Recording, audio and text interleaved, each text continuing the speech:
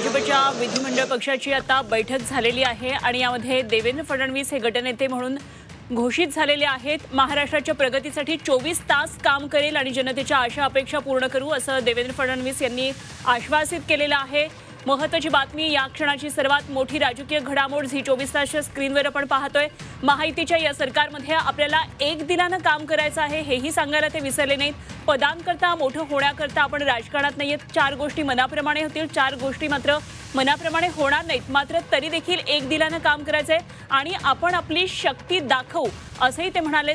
त्यामुळे एकंदरीतच पुढचा काळ हा आव्हानाचा तितका संघर्षाचा सुद्धा असणार आहे, कारण अपेक्षा पूर्तीचा असणार आहे। देवेंद्र फडणवीस यांनी आता उपस्थित असलेल्या सर्व आमदारांना संबोधित केलेलं आहे।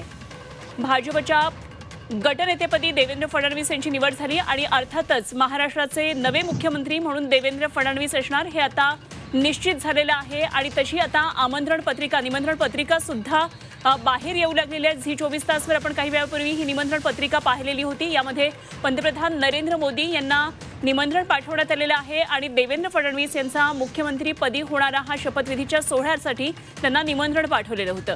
तर काही वेळापासून आपण काय नेमकं या गटनेते पदाच्या निवडीसंदर्भातल्या बैठकीमध्ये सगळं झालेलं आहे त्याची काही थेट आपण ही लाईव्ह पाहत होतो आणि ही दृश्य सध्या भाजपच्या गटनेतेपदी निवड झालेली देवेंद्र फडणवीस यांची अभिनंदन करण्यासाठी आमदार येतात।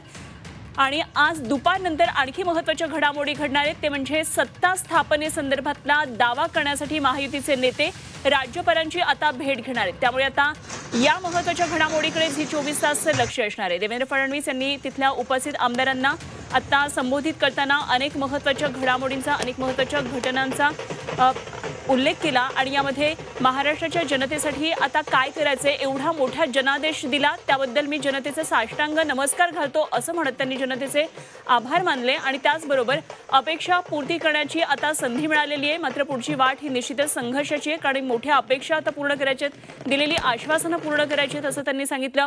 अभूतपूर्व असं हे यश आणि त्याबद्दल त्यांनी उपस्थितांचे सर्वांचे आभार मानले। तुमच्यामुळे मी इथे असल्याचं त्यांनी पुन्हा एकदा सांगितलं। निर्मला सीतारमण अभिनंदन करतानाची थेट दृश्य आपण पाहतोय। तर दुसरीकडे देवेंद्र फडणवीस यांच्या नावावर शिक्कामोर्तब झाल्यानंतर गटनेता आणि राज्याचे नवे मुख्यमंत्री म्हणून त्यांच्या नावावर शिक्कामोर्तब झाल्यानंतर हा जयघोष सुरू आहे, जल्लोष सुरू आहे। भाजपच्या कार्यकर्त्यांमध्ये पेढे वाटले जात आहेत, आनंद साजरा केला जातोय, आतिषबाजी होतीये, ढोल ताशांचा गजर सगळीकडे सुरू आहे। भाजपच्या कार्यकर्त्यांमध्ये मोठा जल्लोष या क्षणी दिसतोय। भाजप सर्वात मोठा पक्ष म्हणून आता उदयाला आलेला असताना महायुतीतला सर्वात मोठा घटक पक्ष आहे आणि त्यामुळे निश्चितच पुढची सगळी दिलेली आश्वासनं पूर्ती होईल अशा प्रकारे आश्वासित आता देवेंद्र फडणवीस यांनी केलेलं आहे। तर दुसरीकडे आपण पाहतोय भाजपच्या कार्यकर्त्यांचा मोठा जल्लोष चालू आहे। वेगवेगळ्या शहरांमध्ये असंच हे चित्र सध्या दिसून येतंय।